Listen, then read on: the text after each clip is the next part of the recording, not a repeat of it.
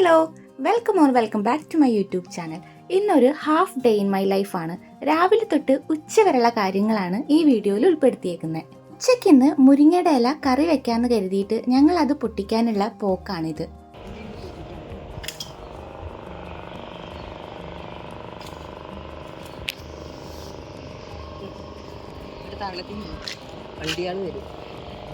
ഒത്തിരി നാൾക്ക് മുന്നേ ഞാൻ തന്നെ വെച്ച് പിടിപ്പിച്ച മുരിങ്ങയാണ് കേട്ടോ ഇത്. അതുകൊണ്ട് തന്നെ ഇതിനകത്തുനിന്ന് ഇങ്ങനെ ഇലയൊക്കെ പറിക്കുമ്പോൾ എനിക്ക് കിട്ടുന്നത് ഒരു അഭിമാനത്തിന്റെ ഫീലാണ്. ഇന്ന് ഈ ഒരു മരം മാത്രമല്ല, ഒത്തിരി തണ്ടുകൾ ഞാൻ പല സ്ഥലത്തും കുത്തിവെച്ചിട്ടുണ്ടായിരുന്നു. പക്ഷെ ഇവിടെ മുരിങ്ങയൊക്കെ പൊടിച്ചു കിട്ടാൻ കുറച്ചധികം പാടാണ്. തളിർപ്പ് വരുമെങ്കിലും പിന്നീട് അത് കരിഞ്ഞു പോണതാണ് കൂടുതലായിട്ട് ഞങ്ങൾ കാണാറ്. പക്ഷെ ഇത് അത്യാവശ്യം കുഴപ്പമില്ലാതെ പിടിച്ചു കിട്ടിയിട്ടുണ്ട്. പുഴയുടെ സൈഡ് തന്നെയാണ് വെച്ചേക്കുന്നത്. എവിടെ ഒടിഞ്ഞ് ചെറിയൊരു സൗണ്ട് കേട്ടപ്പോൾ തന്നെ മുരിങ്ങയുടെ കമ്പൊടിഞ്ഞെന്ന് കരുതിയിട്ടാണ് അമ്മ ആ പാനിക്കായത്. അപ്പം തന്നെ അതിൻ്റെ ഇമ്പോർട്ടൻസ് മനസ്സിലായല്ലോ. നല്ല ഭംഗിയല്ലേ പൂവുണ്ടായി.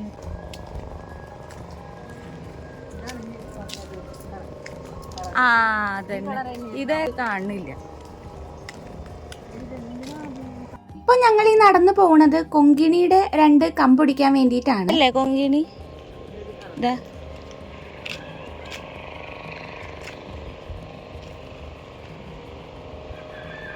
അമ്മയ്ക്ക് വലിയ താല്പര്യമൊന്നും ഇല്ലായിരുന്നു കൊങ്കിണിയുടെ തണ്ട് വീട്ടിൽ കൊണ്ടുവയ്ക്കാനായിട്ട്. കാരണം അതിങ്ങനെ കാട് പോലെ പടർന്ന് പന്തലിച്ചുണ്ടാവുന്ന ഒരു ചെടിയാണല്ലോ.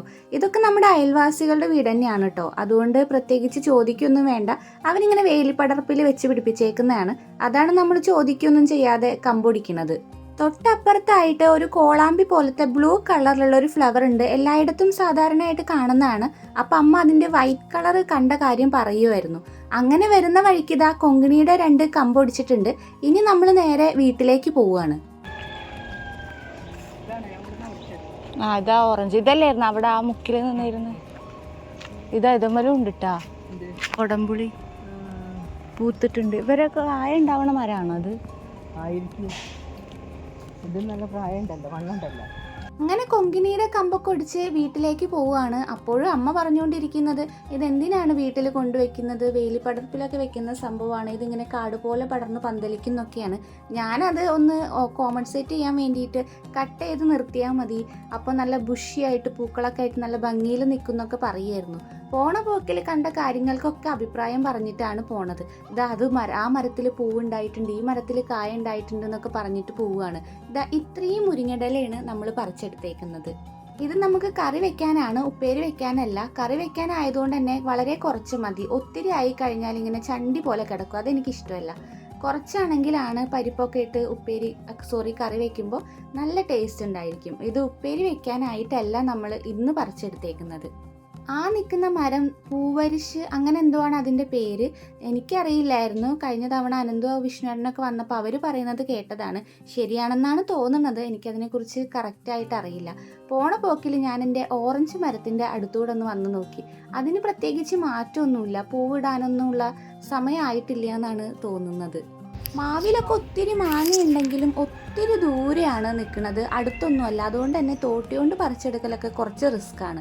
അതുമാത്രമല്ല, ഇത് നല്ല മൂത്ത് കഴിഞ്ഞാലാണ് ടേസ്റ്റ്. പഴുത്ത് കഴിഞ്ഞാൽ ഭയങ്കര ടേസ്റ്റാണ് ഈ മാങ്ങയ്ക്ക്. പച്ചയ്ക്ക് കഴിക്കാൻ അത്രയ്ക്ക് രസമില്ല. പച്ചയ്ക്കൊക്കെ കഴിക്കണമെങ്കിൽ എപ്പോഴും മൂവാണ്ടൻ മാങ്ങയാണ് ബെസ്റ്റ്. അധികം പുളിയൊന്നും ഇല്ലാത്ത മാങ്ങയാണ് രസം. ഇതിനെന്തോ ഒരു ചെറിയ കയ്പൊക്കെയാണ്. അതിൻ്റെ പുറന്തോടിന് ഭയങ്കര കട്ടിയാണ്, നല്ലൊരു തരം കയ്പ്പാണ് അതിൻ്റെ ടേസ്റ്റ്. പക്ഷേ മൂത്ത് പഴുത്ത് കഴിഞ്ഞാൽ ഒന്നും പറയാനില്ല, അത്രയ്ക്കും ടേസ്റ്റാണ്. അങ്ങനെ ഞങ്ങൾ വർത്താനമൊക്കെ പറഞ്ഞിട്ട് കിട്ടിയ മുരിങ്ങയുടെ ഇലയായിട്ട് വീട്ടിലേക്ക് പോവുക. അപ്പം ഉണ്ട് വീടിൻ്റെ സൺഷെയ്ഡിൽ ഒരാൾ നടക്കുന്നു. വേറെ ആരുമല്ല, പൂച്ച സാറാണ്. ഇതെങ്ങനെയാണ് ഇപ്പോൾ ഇതിൻ്റെ മണ്ടയ്ക്ക് കയറിയെന്നൊക്കെ പറഞ്ഞിട്ട് ഞങ്ങൾ നടന്നു പോവുകയാണ്. അപ്പോൾ ഇത്രയും നേരം ഞങ്ങളെ കാണാത്തതിൻ്റെ പരിഭവം ഇവിടെ ഒരാൾ തീർക്കുന്നുണ്ട്. അതെപ്പോഴും അങ്ങനെയാണ്, നമ്മളെ കുറച്ച് നേരം കാണാതെ കണ്ടു കഴിഞ്ഞാൽ ഇതാണ് അവസ്ഥ. പ്രത്യേകിച്ച് ഒരു കരച്ചിലും ബഹളമൊക്കെയാണ്. എന്തൊക്കെയോ പറയാൻ വേണ്ടി ശ്രമിക്കുകയാണെന്നാണ് തോന്നുന്നത്. അത് കഴിഞ്ഞ് ഞാനിതാ നമ്മൾ പറിച്ചുകൊണ്ട് വന്ന ഇല ഇവിടെ നന്നാക്കിക്കൊണ്ടിരിക്കുകയാണ്. ഇതെന്തായാലും കുറച്ച് നേരം മെനക്കെട്ട പണിയാണല്ലോ. ഒറ്റയ്ക്കിരുന്ന് നന്നാക്കിയാലൊന്നും അത്ര പെട്ടെന്ന് ഇത് തീരില്ല. ഓരോന്നിങ്ങനെ അടർത്തിയെടുക്കുമ്പോഴേക്കും ഒരു നേരമാവും. അപ്പം പിന്നെ ഞാനും അമ്മയും കൂടെ ചെയ്യാൻ നേരത്തെ അമ്മയ്ക്ക് ചെറിയ കുറച്ച് ജോലികൾ കൂടെ അടുക്കളയിലുള്ളത് കൊണ്ട് ഞാൻ ആ സമയം കൊണ്ട് ഇവിടെ ഓരോന്നായിട്ട് ക്ലീൻ ചെയ്തുകൊണ്ടിരിക്കുകയാണ്. അരി ഊറ്റണ പാത്രത്തിലൊക്കെ വെച്ച് വലിക്കണ കുറേ റീൽസും വീഡിയോസൊക്കെ ഞാൻ ഇതിൻ്റെ പെട്ടെന്ന് ചെയ്തെടുക്കാൻ പറ്റണതൊക്കെ കണ്ടിട്ടുണ്ട്. ഞാൻ പിന്നെ അതൊന്നും ചെയ്തില്ല. ഞാനിങ്ങനെ ഓരോന്ന് അടർത്തിയെടുത്ത് സെറ്റാക്കിയിട്ടുണ്ട്. അത് കഴിഞ്ഞ് നേരെ ഞാൻ ഇതാ നമ്മുടെ കൊങ്കിണിയുടെ പരിപാടിയിലേക്ക് കടന്നിട്ടുണ്ട്. ഇതിന് കൊങ്കിണി തന്നെയാണ് പറയാന്നാണ് എൻ്റെ ഒരു വിശ്വാസം. അതുകൊണ്ടാണ് ഞാൻ ആദ്യം തൊട്ട് ആ പേരെന്നെ പറഞ്ഞുകൊണ്ടിരിക്കുന്നത്. മറ്റെന്തെങ്കിലും പേരുണ്ടെന്ന് വെച്ചെങ്കിൽ അറിയാവുന്നവരാരെങ്കിലും ഈ വീഡിയോ കാണുന്നുണ്ടെങ്കിൽ ഒന്ന് കമൻറ്റ് ചെയ്യുക. ഞങ്ങൾ ഇതിനിവിടെ പൊതുവേ കൊങ്കിണി എന്നാണ് പറയുക. ഇത് നിൽക്കുന്ന ആ ഒരു സ്ഥലവും പരിചരണമൊക്കെ വെച്ചിട്ട് ഇതിന് അത്ര കണ്ട് കെയറിങ് ഒന്നും വേണ്ടെന്നാണ് എനിക്ക് തോന്നുന്നത്. കാരണം ഏറെക്കുറെ എല്ലാ ഈ വേലിപ്പടർപ്പിലും കാണുന്ന ഒരു ഐറ്റം ആണല്ലോ ഇത്. ഇതിൻ്റെ തന്നെ ഡിഫറെൻറ്റ് കളേഴ്സും ഉണ്ടെന്ന് തോന്നുന്നു. കുറേ കളേഴ്സൊക്കെ ഇങ്ങനെ ഒരുമിച്ച് നിൽക്കുന്നതൊക്കെ കാണുമ്പോൾ നല്ല ഭംഗിയായിരിക്കും എന്നാണ് തോന്നുന്നത്. പക്ഷെ എനിക്കിപ്പോൾ ഈ ഒരൊറ്റ കളറേ കിട്ടിയുള്ളൂ. എന്തായാലും നമ്മൾ കട്ട് ചെയ്ത് കൊണ്ടുവന്നതല്ലേ, അപ്പോൾ നല്ല രീതിക്ക് കട്ടൊക്കെ ചെയ്തിട്ടൊന്ന് നട്ടു കൊടുക്കാമെന്ന് കരുതി. ഞാൻ എന്തായാലും പോട്ടിലൊന്നുമല്ല നട്ടു കൊടുക്കുന്നത്, നിലത്തന്നെ നട്ടു കൊടുക്കാമെന്നാണ് വിചാരിക്കുന്നത്. പണ്ട് സ്കൂളിലൊക്കെ പോകുമ്പോൾ ഇതിൻ്റെ ഒത്തിരി കളേഴ്സ് കാണാൻ കിട്ടുമായിരുന്നു. ഈ വേലിപ്പടർപ്പിലൊക്കെ നടന്നു പോണ ഭാഗത്തൊക്കെ ഒത്തിരി ഉണ്ടാവുമായിരുന്നു. പക്ഷെ ഇപ്പം അങ്ങനെ എവിടെയും അങ്ങനെ കണ്ടു കിട്ടുന്നില്ല ഈ ഒരു സംഭവം. നഴ്സറിയിലൊക്കെ ഇപ്പോൾ വാങ്ങിക്കാൻ കിട്ടുമെന്നാണ് തോന്നുന്നത്. എന്തായാലും ഈ ഒരു കളർ എങ്ങനെയെങ്കിലും ഒന്ന് പിടിപ്പിച്ചെടുക്കണം. നല്ല കാട് പോലെ വളർത്താതെ കട്ട് ചെയ്തൊക്കെ നിർത്തി കഴിഞ്ഞാൽ ചിലപ്പോൾ നല്ല ഭംഗിയുണ്ടാവും. അന്ന് ഈ പൂക്കളൊക്കെ പറിച്ച് ഇങ്ങോട്ടേക്ക് എറിഞ്ഞ് ഒരു വിധമൊക്കെ ആയിട്ടാണ് സ്കൂളിലേക്കൊക്കെ നടന്നു പോയിരുന്നതും വന്നിരുന്നതൊക്കെ. ഇതൊക്കെ ഇങ്ങനെ കാണുമ്പോൾ അന്നത്തെ ഓർമ്മകളൊക്കെ ഇങ്ങനെ വരും. അപ്പോൾ ഞാൻ അമ്മയുടെ അടുത്ത് ഇങ്ങനെ പറയുമായിരുന്നു, പണ്ട് ഇതൊക്കെ പൊട്ടിച്ച് ഒത്തിരി കളിച്ചിട്ടുണ്ട്. ഒരു പ്രത്യേക തരം സ്മെല്ലാണ് ഇതിന്. നല്ലൊരു ഫ്രാഗ്രൻ്റ് അല്ല, എന്നാൽ ഒരു ഡിഫറെൻ്റ് ആയിട്ടുള്ളൊരു സ്മെല്ലാണ് ഇതിന്. അങ്ങനെ ഞാൻ ആ പറിച്ചുകൊണ്ട് വന്ന പീസിൽ നിന്ന് ഇതുപോലെ ഒരു 2-3 പീസ് നല്ല അടിപൊളിയാക്കിയിട്ട് കട്ട് ചെയ്തൊക്കെ എടുത്തിട്ടുണ്ട്. ഇനി ഇതൊന്ന് നട്ടു കൊടുക്കണം. മുറ്റത്തിൻ്റെ ഒരു ഓരത്ത് തന്നെയാണ് നട്ടു കൊടുക്കുന്നത്. ഇവിടെ നട്ടു കൊടുക്കാമെന്നാണ് ഞാനിപ്പോൾ തൽക്കാലം വിചാരിച്ചത്. അപ്പോൾ നമ്മുടെ പാരിജാതം തന്നെയല്ലേ ഈ ഫ്ലവറിന് പറയുക, അത് മുട്ടിട്ട് നിൽപ്പുണ്ട്. അപ്പോൾ അതിൻ്റെ ആ ഒരു ഗ്യാപ്പിൽ തന്നെ ഇതൊന്നും നിൽക്കട്ടെ എന്ന് കരുതിയിട്ട് അങ്ങനെ ഞാൻ മണ്ണിലേക്ക് നട്ടു കൊടുക്കുകയാണ്. ഓൾറെഡി പാരിജാതം നനച്ചതുകൊണ്ട് തന്നെ അവിടെയൊക്കെ നല്ല വെള്ളം നനവ് ഉണ്ടായിരുന്നു. അങ്ങനെ ഞാൻ ആ 4-5 പീസും അടുപ്പിച്ചാണ് വെച്ച് കൊടുത്തേക്കുന്നത്. പിടിച്ച് കിട്ടും എന്നാണ് ഒരു വിശ്വാസം. കാരണം അതിനത്ര കെയറൊന്നും കിട്ടിയിട്ട് നിന്ന സംഭവം അല്ലായിരുന്നു. എന്തായാലും നോക്കാം. അങ്ങനെ ഇനി നമുക്ക് മെയിനായിട്ടൊരു കാര്യം ചെയ്യാനുള്ളത് ഈ ടയർ ഒന്ന് സെറ്റാക്കി എടുക്കണം. ഇപ്പം നമ്മുടെ ഗാർഡനിൽ അത്യാവശ്യം കളേഴ്സുള്ള പൂക്കളൊക്കെ ഉണ്ട്. Red, yellow, orange, dark rose, light rose, white തുടങ്ങിയ കളേഴ്സൊക്കെ ഉണ്ട്. ബ്ലൂ ഉണ്ട്, ഒരു ലാവൻഡർ ഷെയ്ഡിലുള്ള ഫ്ലവർ ഉണ്ടാവുന്ന ഒരു പ്ലാന്റ് ഉണ്ട്. അപ്പോൾ കാണാൻ നല്ല ഭംഗിയാണ് അങ്ങോട്ടേക്ക് നോക്കുമ്പോൾ തന്നെ. അപ്പോൾ ഈ ടയർ ഒന്ന് സെറ്റാക്കി എടുക്കാൻ വേണ്ടിയിട്ട് അതിന് മുന്നോടിയായിട്ട് അമ്മ കുറച്ച് വെള്ളമൊക്കെ ഒഴിച്ചു കൊടുത്ത് സെറ്റാക്കിക്കൊണ്ടിരിക്കുകയാണ്. അതിനകത്ത് നമ്മൾ വെള്ളം ഒഴിച്ചു കൊടുക്കുമ്പോൾ താഴെ കൂടെ ഗ്യാപ്പിലൂടെ മണ്ണൊലിച്ച് പോകുന്നുണ്ട്. അപ്പോൾ അതൊന്ന് റെഡിയാക്കി എടുക്കണം. ആ ഒരു ടയറിൽ നമ്മൾ കാശിത്തുമ്പ നട്ടതിൻ്റെ മുന്നേ ഞാൻ വീഡിയോ ഇട്ടിട്ടുണ്ടായിരുന്നു. അതിനകത്ത് കുറച്ച് മണ്ണൊക്കെ ഫില്ല് ചെയ്തിട്ടൊന്ന് സെറ്റാക്കി കൊടുക്കണം. അതിന് ഭയങ്കര തിന്നായിട്ടുള്ളൊരു സ്റ്റെമ്മാണ്, ഈ മഷിത്തണ്ടൊക്കെ പോലെയുള്ളൊരു സ്റ്റെമ്മാണ്. അപ്പോൾ അത് വെള്ളം നനച്ച് കൊടുക്കുന്നതിനനുസരിച്ച് ഒടിഞ്ഞും മടങ്ങിയും ഒക്കെ പോകുന്നുണ്ട്.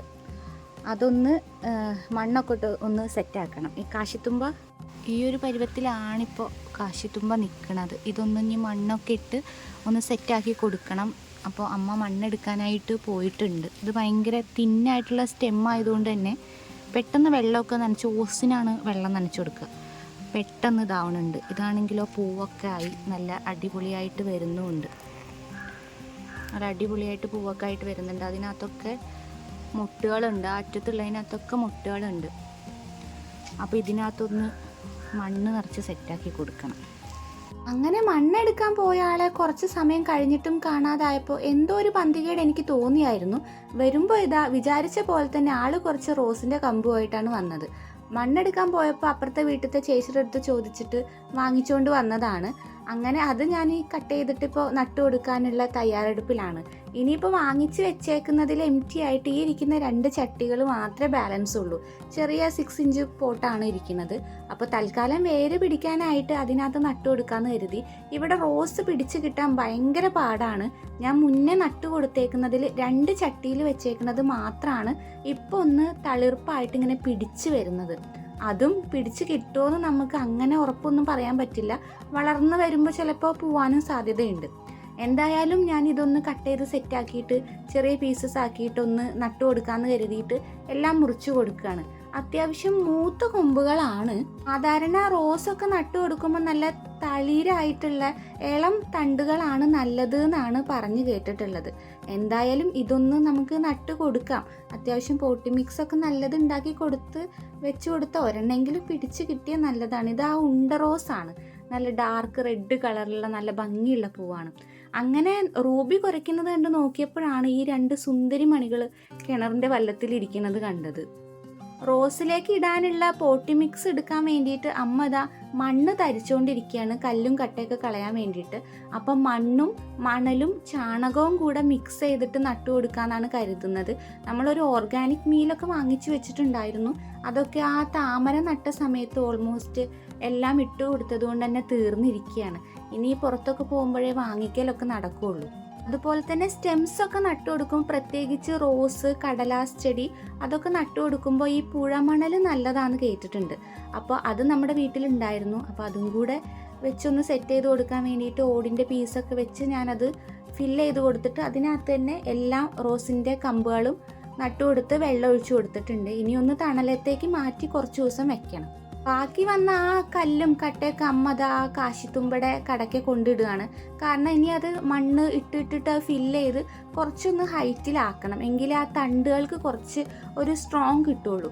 അല്ലെങ്കിൽ നമ്മൾ നനയ്ക്കുമ്പോഴൊക്കെ അത് വല്ലാണ്ട് ഒടിഞ്ഞു മടങ്ങിയൊക്കെ പോകുന്നുണ്ട്. മറ്റ് ചെടികളെ പോലെയല്ലല്ലോ, ഇത് വളരെ കട്ടി കുറഞ്ഞ കമ്പാണ്. അപ്പോൾ അതുകൊണ്ട് തന്നെ കുറച്ച് ഹൈറ്റിൽ അതിൻ്റെ ഒരു പകുതിയല്ല ഒരു 1/4 ഭാഗമെങ്കിലും മണ്ണുണ്ടെങ്കിലേ കുറച്ചൊന്ന് സ്ട്രോങ് ആയിട്ട് നിൽക്കുകയുള്ളൂ. അല്ലെങ്കിൽ നമ്മൾ ഈ നനച്ചു കൊടുക്കുന്ന സമയത്തൊക്കെ അത് പെട്ടെന്ന് ഒടിഞ്ഞു മടങ്ങിപ്പോവും. അപ്പോൾ ആ ഇട്ട് കൊടുത്ത മണ്ണ് ഞാൻ ജസ്റ്റ് ഒന്ന് കൈ കൊണ്ടൊന്ന് പരത്തി കൊടുക്കുകയാണ്. എത്താത്ത സ്ഥലത്തേക്കൊക്കെ ഒന്ന് എത്തിച്ചു കൊടുക്കുകയാണ്. മണ്ണിട്ട് കൊടുത്തപ്പോൾ തന്നെ ഏറെക്കുറെ എല്ലാം ചായഞ്ഞു പോയിട്ടുണ്ട്. അതൊക്കെ ഒന്ന് നേരെ വെച്ച് ഒന്ന് ജസ്റ്റ് ഒന്ന് അമർത്തി കൊടുത്തിട്ട് ഒന്ന് റെഡിയാക്കി കൊടുക്കുകയാണ്. ഇനിയിപ്പോൾ കുറച്ച് സ്ട്രോങ് ആയിട്ട് നിൽക്കുന്നതാണ് വിചാരിക്കുന്നത്. വെള്ളമൊന്നും വലിയ രീതിക്ക് കുത്തിയൊലിച്ച് പോവില്ല. അപ്പോൾ പിന്നെ അതും കൂടെ കഴിഞ്ഞപ്പോൾ റൂബീനെ ഒന്ന് കുളിപ്പിക്കണമായിരുന്നു. ഇന്ന് റൂബീനെ കുളിപ്പിക്കുന്ന ദിവസമാണ്. അപ്പോൾ പിന്നെ ആളെ ഒന്ന് എടുത്തുകൊണ്ട് പോയിട്ട് കുളിപ്പിക്കാനുള്ള പരിപാടീസിലാണ്. ജൂലീനെ കുളിപ്പിക്കുന്നത് ഇന്നല്ല, ജൂലീനെ കുളിപ്പിക്കുന്നത് ഏട്ടനാണ്, ഞങ്ങളല്ല. കാരണം അവളെ കുളിപ്പിച്ചതിന് ശേഷം എടുത്തോണ്ട് വന്നാണ് മണ്ണില്ലാത്തൊരു സ്ഥലത്ത് കൊണ്ടാക്കുക. അല്ലെങ്കിൽ അവൾ ആ കുളിപ്പിച്ച് കൊണ്ടുവരുന്ന സമയത്ത് തന്നെ മൊത്തം ദേഹത്തൊക്കെ മണ്ണാക്കും. നമുക്ക് അവളെ എടുക്കാനുള്ള സ്ട്രെങ്ത് ഇല്ലാത്തത് കൊണ്ട് ഏട്ടൻ വരുമ്പോഴാണ് അവളെ കുളിപ്പിക്കാറ്. 2 പേർക്കും കുളിക്കാനൊന്നും മടിയില്ല, ഓട്ടം പാച്ചിലൊന്നുമില്ല, നല്ല രീതിക്ക് നിന്നരും. ഇപ്പം പിന്നെ നല്ല ചൂടുവാണല്ലോ. അപ്പോൾ ഒന്നിടവിട്ട് കുളിപ്പിച്ചെങ്കിലേ അവർക്കും ഒരു സുഖം ഉണ്ടാവുള്ളൂ. അങ്ങനെ ഇതാ നമ്മൾ റൂബിയുടെ കുളിയുടെയാണ് ഇന്ന്. ദേഷ്യം കൊണ്ടാക്കി ദേഷ്യം വന്നാളൂ.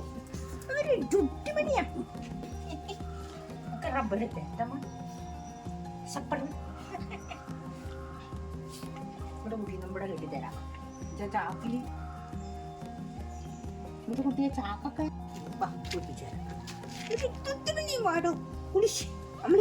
അതെപ്പോഴുള്ളതാണ് ആ ഒരു സ്നേഹപ്രകടനം. ഇത് പിന്നെ കുളിപ്പിക്കാൻ പോകുന്നതിന് മുന്നോടിയായിട്ടുള്ള സ്നേഹപ്രകടനമാണ് നിങ്ങൾ കണ്ടത്. ആളിങ്ങനെ ഇരിക്കുന്നത് കണ്ടിട്ട് പാവാണെന്നൊന്നും ആരും തെറ്റിദ്ധരിക്കരുത്. കുറച്ചധികം വികൃതിയുള്ള കൂട്ടത്തിലാണ്. ഇതിപ്പോൾ എന്താ ഇവിടെ സംഭവിക്കാൻ പോണേന്ന് മനസ്സിലാവാത്ത നോട്ടമാണിത്. പിന്നെ ആകെ ഒരു സമാധാനം, കുളിപ്പിക്കുമ്പോഴൊന്നും വലിയ അലമ്പില്ല. വെള്ളമൊക്കെ മേത്ത് വീണ് കഴിഞ്ഞാൽ അങ്ങനെ നിന്നു കൊടുക്കും. വേറെ പ്രശ്നമൊന്നും ആളെ കൊണ്ടില്ല. അങ്ങനെ ഇതാ തേച്ചൊരച്ച് തന്നെ അമ്മ കുളിപ്പിക്കുന്നുണ്ട്. എത്ര തേച്ചൊരച്ച് കുളിപ്പിച്ചാലും മുറ്റത്തൊക്കെ ഇറക്കി കെട്ടുമ്പോൾ മണ്ണങ്ങ് കുഴിച്ച് ദേഹത്ത് മൊത്തം മണ്ണാക്കും. ഇന്നൊരു ദിവസം മാത്രമേ ഈ ഒരു വൃത്തിയും വെടുപ്പും ഉണ്ടാവുള്ളൂ. വളരെ ചെറിയ കുട്ടിയാവുമ്പോൾ ഞാൻ പറവൂർ ആ ഭാഗത്തുനിന്ന് കൊണ്ടുവന്ന് കൊടുത്തതാണ് ഈ ഒരു കുട്ടീനെ. എൻ്റെ ഹോസ്റ്റലിൽ ഉണ്ടായിരുന്ന കുട്ടിയുടെ ഫ്രണ്ടിൻ്റെ വീട്ടിലുണ്ടായിരുന്നതായിരുന്നു. അങ്ങനെ ഞാൻ എടുത്ത് കൊണ്ടുവന്ന് കൊടുത്തതാണ്. ആളെന്തായാലും ഇപ്പോൾ നമ്മളെക്കായി സ്ഥാനം ആൾക്കാണെന്ന് പറയുന്നത് പോലെയാണ് ഈ വീട്ടിലത്തെ അവസ്ഥ. ഇവൾക്ക് മാത്രമല്ല മറ്റാൾക്കും അതേ സെയിം അവസ്ഥ തന്നെയാണ്. ആളെ ഇങ്ങനെ പൈപ്പിൻ്റെ അടിയിൽ നിർത്തി കുളിപ്പിക്കുമ്പോൾ ഞാൻ എന്തിനാണ് ഈ കപ്പിൽ വെള്ളം എടുത്ത് നനച്ചു കൊടുക്കണമെന്നാണ് ഇപ്പോൾ ഞാൻ ആലോചിക്കുന്നത്. ഈ വീഡിയോ എഡിറ്റ് ചെയ്യുമ്പോഴാണ് അത് ഞാൻ ശ്രദ്ധിച്ചത്. ഓൾറെഡി പൈപ്പിൽ നിന്ന് ഫുൾ ടൈം വെള്ളം പോന്നുകൊണ്ടിരിക്കുകയാണ്. അതിൻ്റെ കൂട്ടത്തിൽ ഞാനും കപ്പിൽ വെള്ളം എടുത്തിട്ട് മേത്തൊഴിച്ചു കൊടുക്കുന്നുണ്ട്. അതെന്തിനാണെന്നാണ് മനസ്സിലാവാത്തത്. നിറയെ രോമങ്ങളായതുകൊണ്ട് തന്നെ ഉള്ളിലൊക്കെ ചളി ഉണ്ടെങ്കിൽ അറിയാൻ പറ്റില്ല. അതുപോലെ ഈ പുല്ലുങ്കായ പോലത്തെ ഓരോരോ സാധനങ്ങളൊക്കെയാണ് ഈ മേത്തൊക്കെ പിടിച്ച് നിൽക്കുന്നത്. അങ്ങനെ അതവിടെ കുളിയൊക്കെ കഴിഞ്ഞപ്പോഴേക്കും ആളൊരു ഇച്ചിരിയേ ഉള്ളൂ. ആ ഒരു രോമത്തിൻ്റെ പവറിലാണ് ആള് കുറച്ചെങ്കിലും ഉണ്ടെന്ന് നമുക്ക് തോന്നുന്നത്. കുളിയും തോർത്തലൊക്കെ ഇതാ ഇവിടെ നടക്കുന്നുണ്ട്. ഇവളുടെ മുടിയൊക്കെ വെട്ടിക്കൊടുക്കണമൊക്കെ നമ്മൾ തന്നെയാണ്. ഗ്രൂമിങ്ങിനൊന്നും ഇന്നേ വരെ എവിടെയും കൊണ്ടുപോയിട്ടൊന്നുമില്ല. നമ്മൾ തന്നെയാണ് ഇവളുടെ ഗ്രൂമേഴ്സ് എന്ന് വേണമെങ്കിൽ പറയാം. പെരിച്ചായിനെ പോലെ ഇപ്പോ മുള്ളമ്പന്തി പോലെ ആ രോമക്കാണ്ട് ഒട്ടിപ്പിടിച്ചപ്പോ ഒന്നുമില്ല. ശരിക്കും വെള്ളമൊക്കെ തട്ടി ആ രോമം കൊട്ടിപ്പിടിച്ചപ്പോൾ ആളൊട്ടുമില്ല, ഒരു ഇച്ചിരിയേ ഉള്ളൂ. സത്യം പറഞ്ഞാൽ ഒരു മുള്ളംപന്നിയുടെ പോലെ തന്നെ ആയിട്ടുണ്ട്. ആളെന്നെ കുറെ കുടഞ്ഞൊക്കെ ഉണക്കിയിട്ടുണ്ട്. ഇതൊക്കെ കഴിഞ്ഞിട്ട് കുളിക്കാന്ന് കരുതിയത് കൊണ്ട് തന്നെയാണ് രാവിലെ എന്നൊന്ന് ഡിലേ ആക്കിയത്. അങ്ങനെ കുളിക്കാന്ന് കരുതിയിട്ട് വന്നപ്പോണ്ട് ഇവിടെ ഒരാള് നീണ്ടു നിവർന്ന് കിടക്കുന്നു. അത് പറഞ്ഞത് ഇഷ്ടപ്പെടാഞ്ഞിട്ടാണെന്ന് തോന്നുന്നു ഒരൊറ്റ പോക്ക്.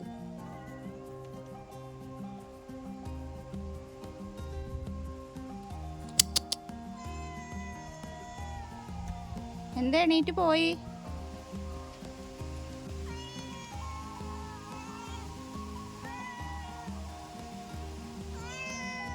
അങ്ങോട്ട് കേറിക്കോ.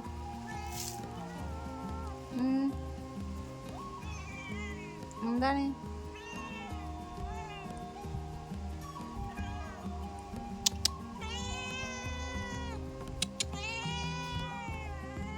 എന്തായാലും നല്ല അനുസരണയൊക്കെ ഉണ്ട്. ഇത് നമ്മുടെ വീട്ടിലത്തെ ആണോന്ന് ചോദിച്ചാൽ അതെ, അല്ലേന്ന് ചോദിച്ചാൽ അല്ല, അങ്ങനെയാണ് കേട്ടോ. അങ്ങനെ കുളിയൊക്കെ കഴിഞ്ഞ് ഞാൻ ജസ്റ്റ് ഒന്ന് റെഡി ആവാന്ന് കരുതി. എങ്ങോട്ടും പോകാനൊന്നുമില്ല, അതുകൊണ്ട് ബേസിക് ആയിട്ടുള്ള കാര്യങ്ങൾ മാത്രമേ ചെയ്യുന്നുള്ളൂ. കാര്യങ്ങളൊന്നും പറയാൻ പറ്റൂല. ജസ്റ്റ് സൺസ്ക്രീൻ ഇട്ടു. മോയ്സ്ചറൈസർ ഇട്ടിട്ട് വേണം എപ്പോഴും സൺസ്ക്രീൻ ഇടാൻ. ഇതിപ്പോൾ ഞാൻ ജസ്റ്റ് സൺസ്ക്രീൻ മാത്രമേ ഇട്ടു. ഇപ്പം നല്ല ചൂടല്ലേ പുറത്ത്. അപ്പോൾ എങ്ങോട്ടും പോണില്ലെങ്കിലും ഉമ്മർത്തൊക്കെ ഇരിക്കുമ്പോൾ നല്ല വെയിലും കാര്യങ്ങളൊക്കെയാണ്. അപ്പോൾ പിന്നെ ജസ്റ്റ് ഒന്ന് സൺസ്ക്രീൻ ഇട്ടു.